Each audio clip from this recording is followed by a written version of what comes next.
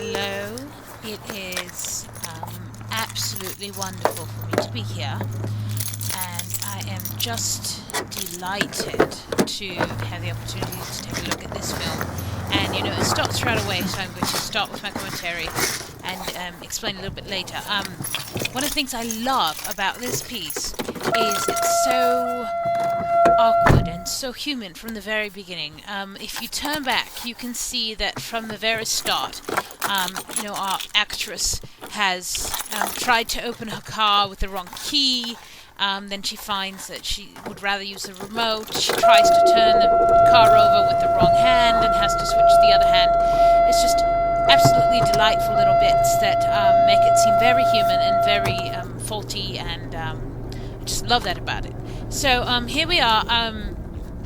One of the secondary wonderful things about this show is that it was filmed entirely in Helsinki, Finland. And but it looks so very American, every bit of it. All of the actors driving on the correct side of the road for American roads. All of the signs are in English. They worked so hard to dress the set. Everywhere the camera went, it's an American car. Everywhere that camera went, it was very American. They worked very hard on that, and I was very impressed with it. Now, here we are. We've started out on this adventure, and already she's shown us that it's 1 o'clock in the afternoon. We're in a hurry. We're going somewhere, but we're not quite sure where. And there's this great sense of mystery and questioning everything that just goes so well with this. And we hear, the ever-increasing sound of the engine, and have no real sense, really, of whether or not it's dangerous or if we're perfectly safe. And you can see these fields here. As I understand it, when they were filming, it happened very late in the year, and so they had been hoping to get. They had asked the farmers to plant corn so it would look more American, and they'd been hoping to get some pictures of the corn, but unfortunately they were filming a little too late for that. And there were also some other, weather-related circumstances that prevented that, unfortunately. But still, they did just a marvelous job. You can see every inch of this roadway looks very American. Here we have, and I love this, the yellow truck on the side of the road, and it's not a personal vehicle, it's just this commercial vehicle. And here's where we get very exciting, is she starts zooming in on the things around her and taking very close notice of the things around her, and I love this. She zooms in on the face of the person in front of her, and we get this beautiful glimpse of unsuspecting humanity, and of someone who doesn't realize they're being filmed, of course, and who doesn't see the camera and doesn't know that it's there. And yet it would appear, as you can see for a moment there, it would appear that the driver is looking directly at the camera, but clearly, she can't see it. So here we are again. We're driving out into the middle of nowhere, very frightening. We can't really see, and the camera work is just brilliant. It's just brilliant, where you do not see where you're going. You can't see where you're going.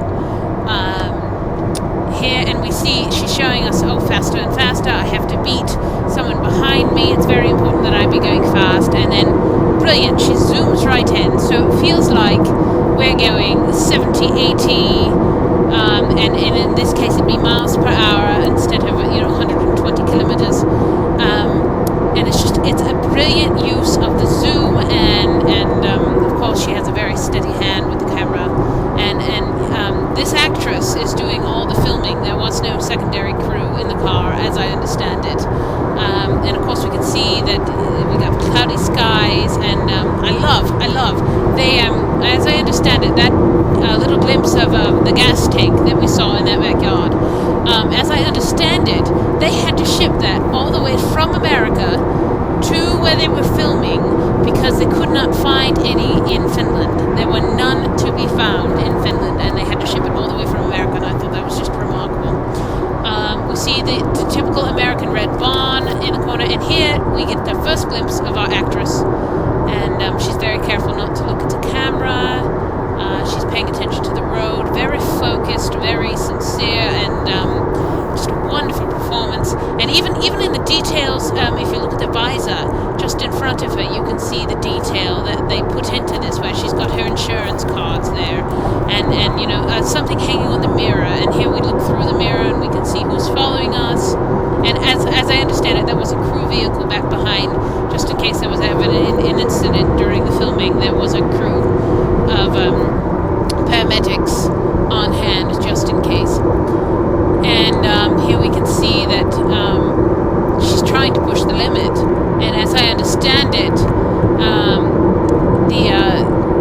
it was a 90 kilometer limit on this road, and so they had to deal with some of the traffic that was there. So not all of it was part of the filming, of course. And now, when I spoke to the director, she said that car on the side of the road was not planned, that it was in fact unexpected, and it was just one of those wonderful, exciting bits of filming that just kind of happen as you go along. And here we see, you know, yet another glimpse of a lovely actress, and you know, they worked on the makeup for hours, as I understand, to make it look realistic, to give her a kind of a teenaged feel. You know, a poor child dealing with acne and that sort of, you know, the sort of thing that plagues us all the time. And you know, a very American-looking dump truck, as I understand it, that actually came from England. I think it's from North London. It's one of the dump trucks in North London. And so you can still see some of the green in the grass, even though it's clearly, you know, late in the season. There's no more leaves on the trees. You can still see some of the green. And also, an interesting point of fact, as I understand it, during this filming, they had just this part of Finland had just suffered a fairly substantial earthquake, and they very carefully edited some of the damage out of the film so that it wouldn't detract from the overall message. But yes, as I understand it, this was in the midst of one of the more destructive earthquakes in Helsinki, Finland. And just, the detail, the construction signs and everything is so very American. Lines on the road, everything is just fantastically done. And here we get into the city proper, and this was actually a very well-used filming location in Helsinki. Most often used for historical films and that sort of thing, and have actually been sworn to secrecy. I'm not allowed to tell where it is, but it's very well known. You might recognize some of the scenery here. And so now we're in the town proper, and you know, we've watched leaving the country. We've left the fields behind, and we're into the city, and we can see, we get this sense of the lack of wealth. We don't see any large, tall, you know, high-rise buildings. We don't see any, artistic endeavors put out here. And this I love. This they built. This is the only structure that they built for the sake of this film. And as I understand it in America, it's called a McMarathon. And it's the, combination of those two businesses put together. And this was also an exciting accident of filming. They almost had to stop the production here because the fellow there in the white car was pulling out, and the actress was trying to pull in, and he wasn't quite aware of what was going on. And so now here, we've had about 9 minutes of film where there's been absolutely no dialogue whatsoever, and that was intentional. It was very intentional. They wanted the voice of this adventuresome young girl to be a mystery up until this point, and it was very important to them to keep it that way. And so you have this sense of tension. You have this sense of waiting, wanting something from this restaurant here, but not quite sure. And you can see all the choices there. You can see them, you know, as delicately placed as possible. You can see them there. And here you can see that, you know, it's the car is hot and we're waiting, and perhaps our adventuresome young lady is concerned. And here, now this was an interesting choice. It's not common at all for Americans to keep their money in their glove box in that manner, but they've really wanted there to be a sense of peculiarity and eccentricity to this actress. And here's the dialogue. Can I get 3 large iced teas? It's very good. Very have 2 of them be unsweetened and 1 half and half. Very realistic, which I just love about this actress. She's very good at what she does. Anything else for you? 2 hamburgers, please. And 2 hamburgers? Yes. now the actress. All right, if that's all for you, be $4.85 at the window. The actress playing the lady behind the window is not very well known. And here's another sense of, looking around, exploring the world around you in the interim, which I love about this film. But back to the actress playing the clerk at the window. Not very well known, but she's gotten quite a lot of jobs from here. Now this I love. This is a great moment in the film. We take another look at someone who does not suspect us.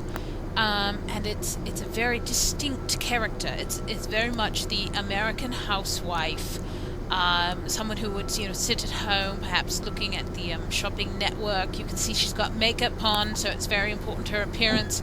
But her appearance is apparently not so important that she's going to neglect eating at a place that might serve less than healthy food or something like that. So it's a very interesting character that they've developed there. And I believe that actress there was mostly a stage actress. She asked that she only be required to do, excuse me, she only wanted to have to do the facial work. She didn't want a full body work, and that's why she landed in that role. And actually she's been in quite a few commercials since then. So it's very lucrative for her. And now, speaking with the actress, which I did before doing this commentary, she said that this part of the filming was very awkward and very challenging because she was dealing with the layout of the car. She was dealing with seeing what was happening on film, and also keeping the feel of awkwardness in the film only, and not also in the filming. But I think she managed it quite well. I like the partial obscurity. I like the way that we kind of hear the other voices, and it's just, I think this is excellent. She said that she felt a little... Would you like a drink carrier? Yeah. A little doubtful about it, but I just love it. And here we see the bag, we see kind of a passage of humanity here. We see, one service helping another. We see that she's accepted the bag, but she hasn't got all of what she wanted, and she still wants one, and her patient waiting. And you might also notice that she has not yet... Thank you. I don't know that she's paid yet. Oh, I guess she has. So there we have that. And once more, the angle of the camera is just magnificent. And you can kind of see the clouds above. And I was talking about the weather situation that they were dealing with, and they were trying to get in before the snow. They had so much set redesigning and so much masking that they had to do for the roadways and such, that they really had to have the cooperation of the Helsinki Transportation Department. And here they optioned this cut, and they talked a lot about, do we want that cut there? Do we want to go straight from the marathon to the road again? Are we sure that's where we want to go? And it was finally decided that it was just necessary for the length of the film and for some of the safety of the driving.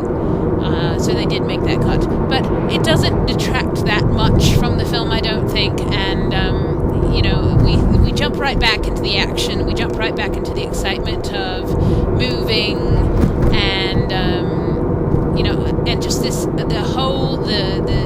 way that they redesigned the roads and everything is just magnificent. It's so much work.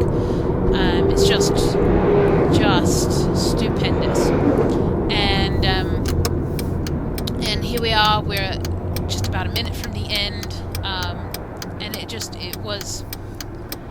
the most work I've ever seen go into a short film in my life, which is why I love this film so much. But here we see she's focusing on the little things. She's really giving us a view of her world inside this vehicle, and the greatest part about this film is even now we still do not know where we're going. We do not know what the ultimate goal is in this film, and it's never really actually revealed. It's kind of an exciting part of this, that you get to decide on your own, and this I love. This is the most exciting part of the film. We are blind. We are completely blind. We can see the car shaking. We can see the various paraphernalia that they've put into the car, and we're just blind. We don't know what's going on. And then, without anything more, without knowing if we've just had an accident or what, the film ends, and it's most unsettling, and leaves us wondering and imagining, and that's one of the things that I just love about this film and about the work they've done here, is that you're just left wondering. And here we have this building. We don't know what it is or why. We just have this building. Well, I've talked far beyond what I need to. I really truly hope that you've enjoyed this commentary and the film itself, and I strongly encourage anyone with a film camera to go out and do something fun and experimental, and really give it a whirl, give it a go, because it is an exciting medium, and definitely worth sinking your teeth into. So thank you very much. There was hardly any time, and I didn't introduce myself before, but I will do so now. I am Diane Panasonic, and it was my pleasure to join you for this short little film. Thank you.